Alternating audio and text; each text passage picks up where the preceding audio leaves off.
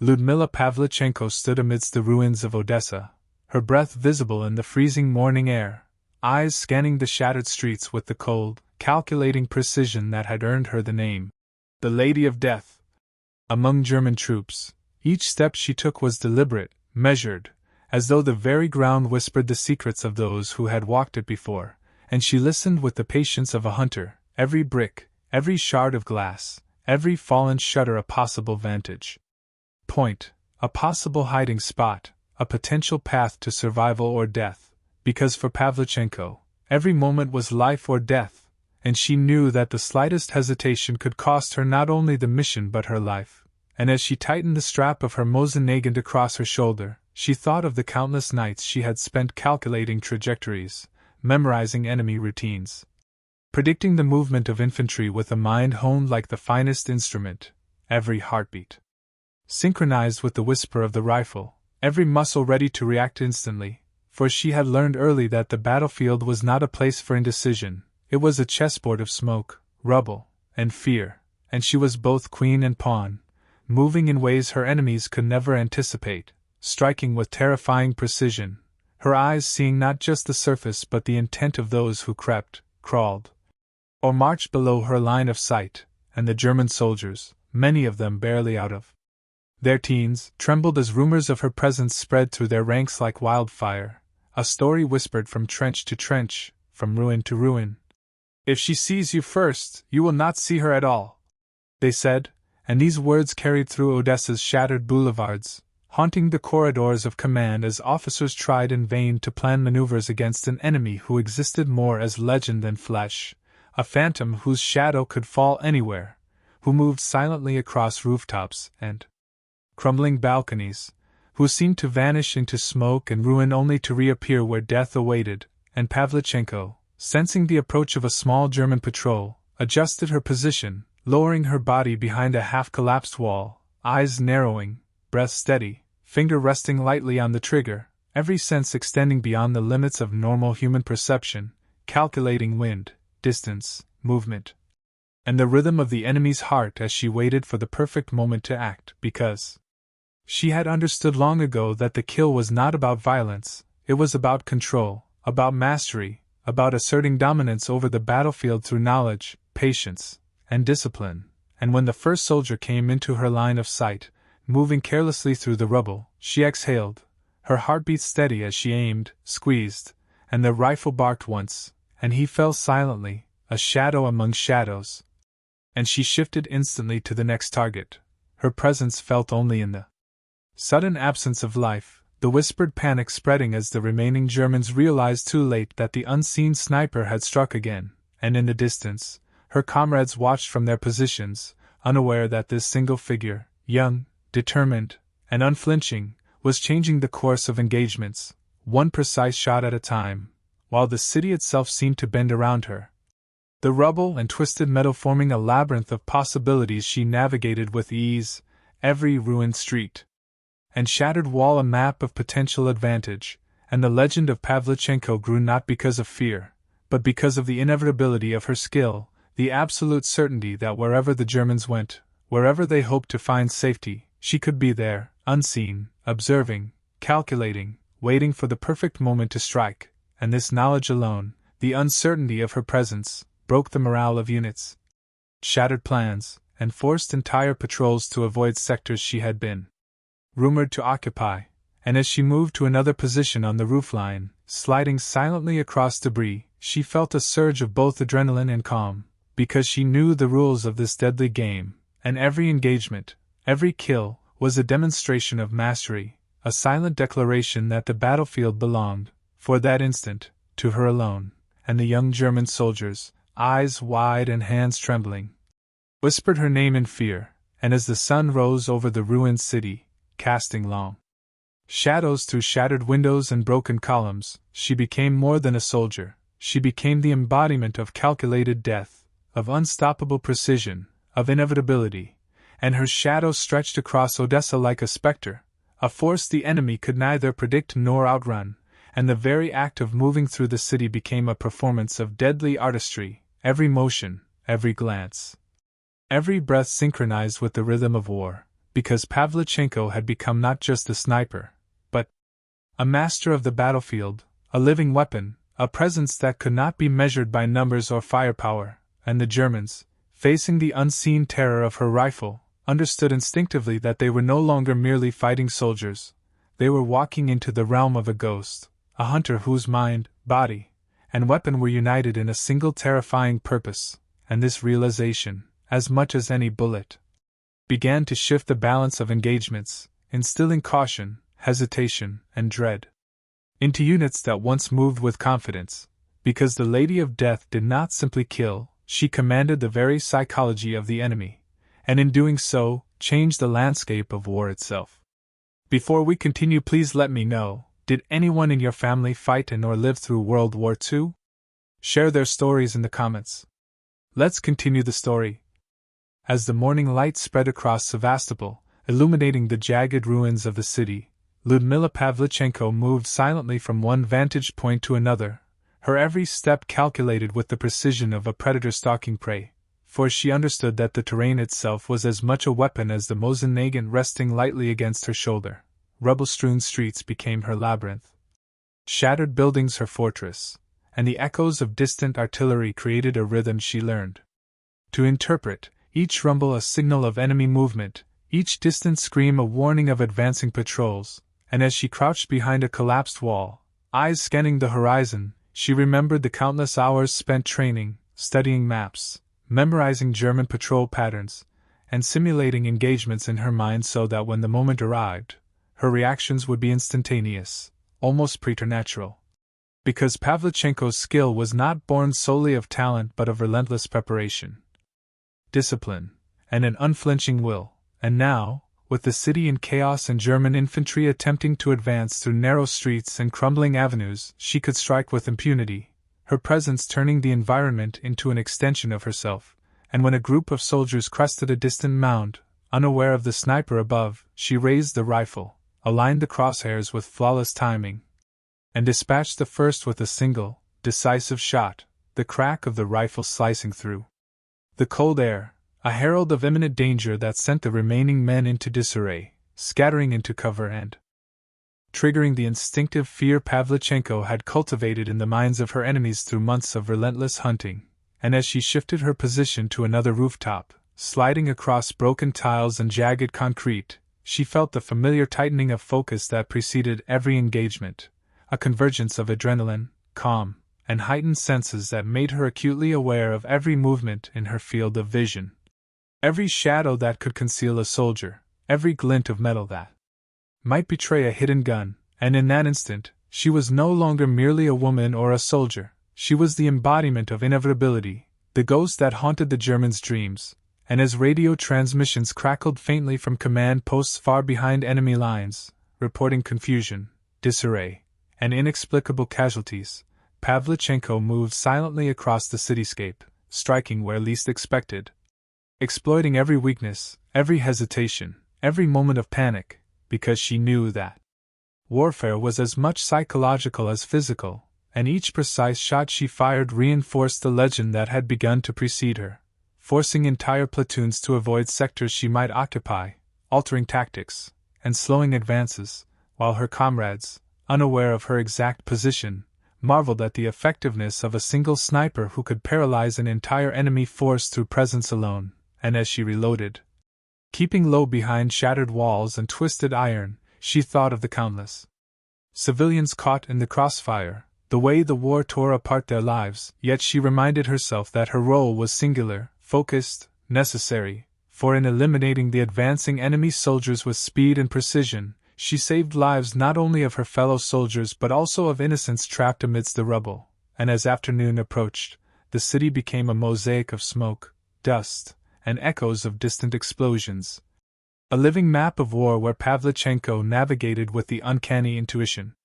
of one who had spent months blending with the chaos, becoming one with the ruined streets, the fallen walls, and the haunting shadows that stretched across Sevastopol, and when a German officer attempted to organize a counterattack through the central square, she anticipated every movement, adjusting for distance, wind, and trajectory, dispatching threats before they could gain cohesion. Her presence invisible yet devastatingly effective, and this continued for hours, each engagement reinforcing her mythos, until reports from German command acknowledged, in hushed tones, that the sniper who haunted their lines was no ordinary soldier, that the Lady of Death existed as a spectral force capable of altering the outcomes of battles through skill, patience, and sheer psychological dominance. And by evening, as the sun dipped behind the shattered horizon, casting long shadows over broken facades and smoking ruins, Pavlichenko allowed herself a brief moment to observe the city. She had defended with lethal precision, the streets cleared, enemy movements stalled, and her own breath steady, for she knew the day's work had not only inflicted damage on the enemy but had reinforced the legend that would haunt German troops across multiple engagements, the reputation of a single sniper whose presence dictated strategy, inspired caution, and instilled fear in the hearts of those who dared traverse her domain. And as night fell over Sevastopol, she disappeared into the shadows once more, unseen, preparing for the battles yet to come, for the hunt was far from over, and the Lady of Death would rise again with the morning sun. As dawn broke over the outskirts of Sevastopol, casting a pale light over shattered buildings and frozen streets, Lyudmila Pavlichenko moved with the quiet certainty of one whose every instinct had been honed by months of relentless combat, each step measured, each breath controlled, for she knew that the approaching day would bring new threats. New waves of German infantry attempting to reclaim the ground she had already marked with her lethal precision, and yet she welcomed the challenge,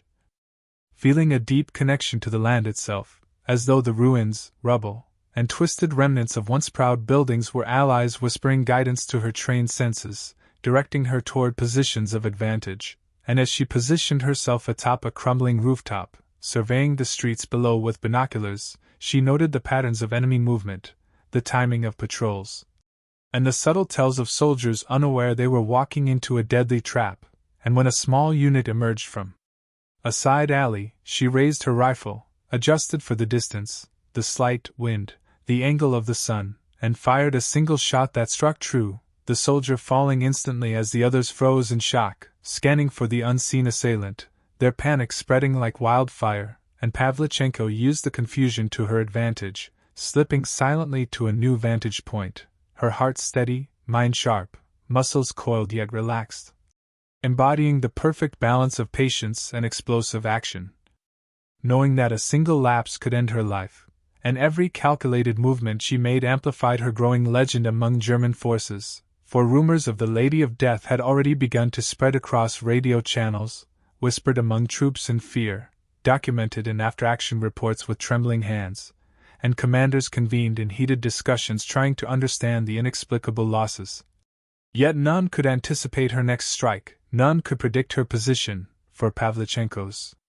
mastery lay in her unpredictability, her intimate understanding of terrain, and her ability to think several moves ahead of her adversaries. And as she continued her deadly patrol through the ruins, she reflected on the human cost of war, the civilians displaced, the lives shattered, yet she pressed on, knowing her mission, though brutal, was to protect the Red Army's positions, safeguard her comrades, and exact a toll on the enemy that could shift momentum in the broader conflict. And as midday approached, the sun high and blinding, she dispatched multiple targets with unerring accuracy, the streets now littered with evidence of her methodical efficiency, German troops reorganizing, hesitating, fearful of crossing her line of sight, and with each successive engagement, the aura surrounding Pavlichenko intensified, becoming more than legend, becoming a psychological weapon, a constant source of anxiety and dread that forced the enemy to alter their movements, delay operations, and expend energy and resources in futile attempts to locate a sniper who remained a ghost among the ruins, unseen yet omnipresent. And when a sudden counteroffensive brought tanks and armored vehicles into the city, she adapted immediately, shifting positions to exploit cover, identifying weak points, coordinating with infantry to maximize disruption, her mind racing as she accounted for armor, troop movement, and lines of sight, each decision critical, life and death for herself and those around her. And as the battle waged into the late afternoon, the cacophony of explosions, gunfire, and shouting creating a symphony of chaos, Pavlichenko remained focused, calm, her breath synchronized with the rhythm of war itself, knowing that patience, precision, and timing were as powerful as any weapon, and as the smoke of the day's fighting began to settle, she allowed herself a moment to observe the battlefield she had dominated. The enemy stalled, her allies emboldened by the results of her deadly interventions, and she vanished once again into the shadows before German forces could even comprehend the scope of her effectiveness, leaving behind a city transformed not just by destruction, but by the enduring presence of a sniper whose skill, courage, and unwavering focus had altered the course of engagements, instilling fear, admiration, and legend that would echo across battlefields far beyond Sevastopol. And as night fell, she moved silently through the ruins, preparing for tomorrow, knowing that the war was far from over, that each sunrise brought new challenges, yet confident in her ability to meet them head-on, to remain the Lady of Death, the shadow over German lines, the unseen hand shaping the fate of thousands. And in that quiet darkness, as stars appeared above the city, Pavlichenko felt the weight of her impact, the gravity of her role, yet also the singular pride of a soldier whose skill and determination had made her a force of nature, feared, respected, and immortalized in the annals of history. And with that, she disappeared into the night, ready to strike again with precision, patience, and the inevitability of a legend forged in the chaos of war. If you already watched till this part, so please comment below your city name. Let's continue the story. The next morning broke with a gray, diffused light filtering through low-hanging clouds, casting a somber hue over the devastated streets of Sevastopol, and Lyudmila Pavlichenko moved with the silent assurance of someone who had made the ruins her own, every alley, every collapsed building, every fragment of wall memorized and catalogued in her mind as if she had been born knowing the city's secrets. The air smelled of gunpowder, smoke, and the faint metallic tang of blood, a constant reminder of the stakes. Yet she remained composed, her breathing measured, her eyes scanning the horizon for any sign of movement, and soon a small German reconnaissance patrol appeared, unaware of the sniper lying in wait above, their casual chatter betraying inexperience, overconfidence, and the fatal assumption that the Lady of Death could not be everywhere at once, and with a single, expertly timed shot. Pavlichenko removed one soldier from the equation, the others freezing, searching desperately for an unseen assailant, their nerves fraying as they realized the invisible predator was already calculating their every move, and she shifted slightly, adjusting her scope to account for wind and distance, feeling the hum of the ruined city beneath her feet, the tension coiling through her body like a tightly wound spring, ready to unleash with lethal precision at the exact moment opportunity presented itself. And as more units attempted to traverse the streets, she dispatched them methodically, each kill silent, efficient, each movement choreographed to maximize both survival and impact, while German commanders, receiving fragmented reports, began to panic, ordering shifts in strategy, recalling units, sending messages that betrayed a rising desperation, yet no combination of numbers, artillery, or maneuver could anticipate the fluidity, patience, and ruthless accuracy of Pavlichenko's tactics. And as midday approached, a convoy attempted to cross an open square, heavily armed and confident in the cover of machine guns and armor, yet she identified critical points of vulnerability, picking targets one by one with calculated bursts, the square erupting into chaos as soldiers fell, weapons clattered to the ground, and armored vehicles scrambled in confusion, their drivers struggling to maintain formation, and Pavlichenko used this moment to reposition herself. Sliding through shadowed corridors, leaping across rubble-strewn streets, always remaining one step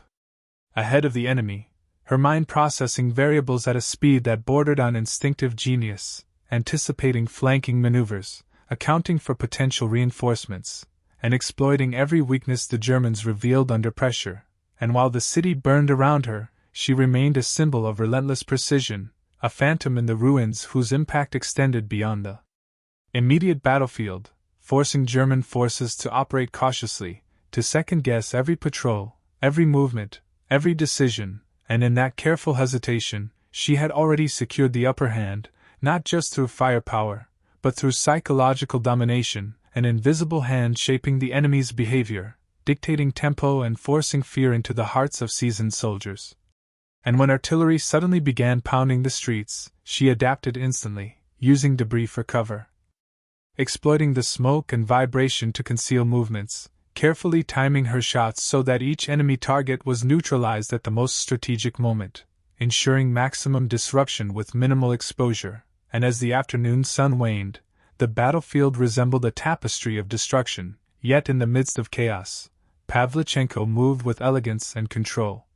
Fully aware of the human cost but focused on the mission, every action deliberate, precise, and lethal, and when reinforcements arrived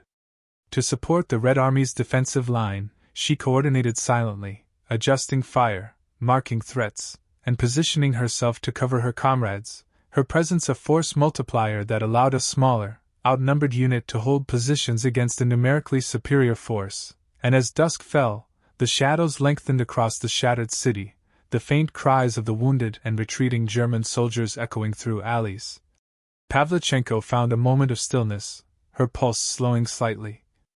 Yet always alert, eyes scanning for movement, ears attuned to the faintest shift in sound, and in that liminal space between battles she reflected on the enormity of her impact, the combination of skill, courage, and strategic brilliance that had transformed her from a sniper into a living legend, a shadow that German soldiers whispered about with dread, and as night enveloped Sevastopol, she vanished once again into the rubble and darkness, preparing for the next day's engagements, knowing that her presence alone reshaped the battlefield, that fear and uncertainty were as powerful weapons as the rifle in her hands, and that every calculated move, every silent shot, every unseen observation contributed to the unstoppable force that was Lyudmila Pavlichenko, the Lady of Death, whose name had become synonymous with terror for the enemy and hope for her comrades. And as the city slept uneasily under the cover of night, she remained vigilant, patient, ready, a spectral guardian of the Eastern Front whose legend would echo long after the war itself had ended. As the first light of dawn broke over the war-torn horizon of Sevastopol, Lyudmila Pavlichenko was already in position atop a partially collapsed building, her silhouette blending seamlessly with the jagged edges of the ruins, the cold morning air biting at her exposed skin while her breath rose in misty clouds, each exhale a reminder of the fragile line between life and death in which she operated daily, and below. The German infantry stirred with a nervous energy, whispering rumors of the ghostly sniper who had decimated their units with surgical precision, their eyes scanning every broken wall, every window frame, every rooftop. Yet unable to find the invisible predator who had transformed the landscape of battle into her personal hunting ground, and as a convoy attempted to maneuver through a shattered square, she adjusted the scope of her Mosin Nagant, accounting for wind, distance, and the erratic movements of the panicked soldiers, waiting for the perfect alignment, the exact moment when her bullet would guarantee elimination, and with a single, decisive trigger pull, chaos erupted below, shouts of alarm, metal clanging, and gunfire filling the air as German soldiers scrambled, realizing too late that their prey was not only unseen but methodical, strategic, and unstoppable, and as she repositioned, sliding silently through rubble-strewn alleyways and ruined courtyards, she noted the subtle signs of enemy strategy: an officer trying to regroup, a machine gun nest repositioned, the cautious advance of an armored car. And with precise calculation, she neutralized each threat, her mind functioning like a finely tuned instrument, processing variables with uncanny speed, determining the optimal point of engagement for maximum effect. And the psychological impact was as devastating as the physical, for German soldiers, hearing only the distant crack of a rifle, began to hesitate, second-guess, retreat, and fear the very ground beneath them, unable to anticipate when or where the Lady of Death would strike next. And as midday approached, reinforcements for both sides clashed amidst the ruins, and Pavlichenko became the unseen linchpin, coordinating defensive fire, signaling comrades with subtle gestures, and silently marking enemy positions, her presence turning the tide of smaller skirmishes, holding strategic points with precision that made an outnumbered unit seem invincible, and even as artillery rumbled and planes flew overhead, she adapted instantaneously, exploiting smoke, rubble, and the unpredictable shifts of battle to maintain the upper hand, each shot a carefully calculated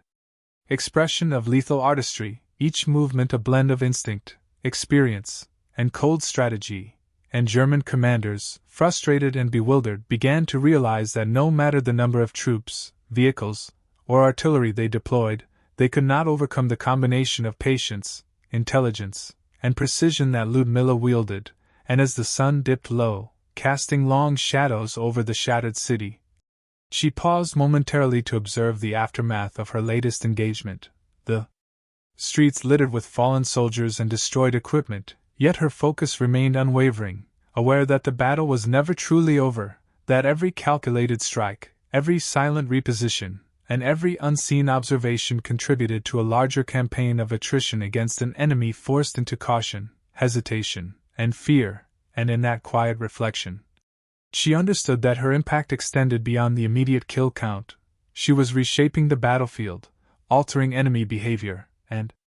instilling a psychological edge that no conventional weapon could replicate. And as darkness began to settle, Pavlichenko once again melted into the shadows, ready to resume her hunt with the same relentless precision, patience, and tactical brilliance that had made her the terror of German forces, a living legend whose name would echo across the Eastern Front as both a warning and a symbol of resilience, skill, and the indomitable spirit of a soldier who refused to surrender, who moved unseen, yet struck with absolute certainty, and whose presence alone dictated the rhythm of battle, the fear in enemy hearts, and the hope in the minds of her comrades fighting to hold their ground against overwhelming odds. Night had fallen over the war-ravaged streets of Sevastopol, yet Lyudmila Pavlichenko remained alert, her figure barely distinguishable from the jagged outlines of collapsed buildings, the faint glow of distant fires casting ghostly shadows across walls and debris, as the sounds of the exhausted and fearful German soldiers echoed through the ruined city like a constant reminder of her relentless presence. And though fatigue weighed on her, the discipline and experience honed through countless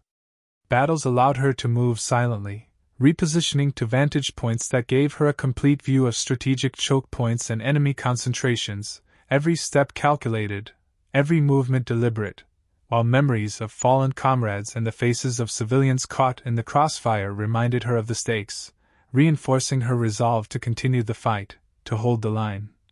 and to protect her homeland with unwavering dedication. And as the moon climbed higher, illuminating the skeletal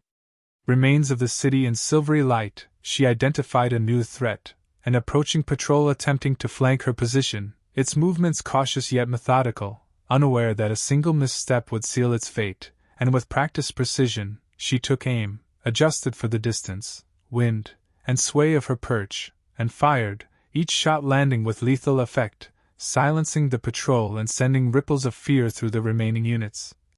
who began to recognize patterns, to sense an unseen hand guiding the chaos around them, as Pavlichenko's influence extended beyond the immediacy of her kills to a psychological dominion over the battlefield itself, dictating the tempo, shaping the decisions of enemy commanders, forcing retreats, hesitations, and mistakes. And in the midst of this nocturnal symphony of destruction and strategy, she coordinated with Soviet infantry, signaling positions, warning of traps, and providing crucial intelligence that allowed her side to maintain a tenuous but vital advantage. And while artillery shells occasionally illuminated the sky with violent bursts, she remained unmoved, a silent sentinel weaving through shadows, the echo of each rifle shot a testament to her unmatched skill, patience, and intuition. And as hours passed, the Germans' resolve deteriorated, their formations frayed, and their confidence shattered, for the Lady of Death was more than a sniper. She was the embodiment of relentless, calculated resistance, the personification of an enemy they could not predict, see, or defeat. And even as the first hints of dawn crept across the horizon, painting the ruins in a pale, cold light, Pavlichenko had already vanished from one position to another, leaving behind only the chaos, the terror, and the growing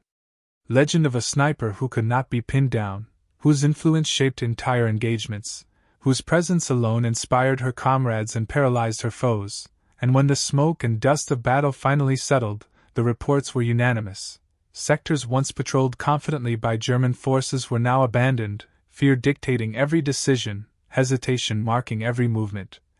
And the whispered stories of Lyudmila Pavlichenko, her precision, her cunning, her relentless hunt, spread like wildfire through enemy ranks, cementing her reputation not just as a sniper, but as a tactical force multiplier whose mastery of battlefield psychology, terrain, and patience had turned the tide time and again, a living legend whose actions had altered the course of campaigns, whose name alone commanded respect, fear, and awe, and as she finally descended from the ruins to brief her commanding officers, the weight of responsibility and the burden of survival did not diminish her spirit. She carried forward with the understanding that every calculated shot, every repositioning, every heartbeat in the shadows had contributed to a broader strategy. That the Eastern Front had been forever shaped by her presence, and that her legacy, the tally of 309 confirmed kills, the countless lives preserved through strategic elimination of threats, and the indelible mark left on enemy morale, would endure long after the echoes of gunfire faded, forever immortalizing Lyudmila Pavlichenko, the Lady of Death, as one of the greatest snipers in history. A figure who transcended the conventional bounds of warfare, whose courage, skill, and determination embodied the resilience of her nation, and whose shadow would haunt the memories of German soldiers for generations, reminding the world that in war, sometimes it is the unseen, the patient, and the precise who wield the greatest power. If you found this story compelling, please take a moment to like this video. It helps us share more forgotten stories from the Second World War. Subscribe to stay connected with these untold histories. Each one matters. Each one deserves to be remembered, and we would love to hear from you. Leave a comment below telling us where you are watching from. Our community spans from Texas to Tasmania, from veterans to history enthusiasts. You are part of something special here. Thank you for watching, and thank you for keeping these stories alive.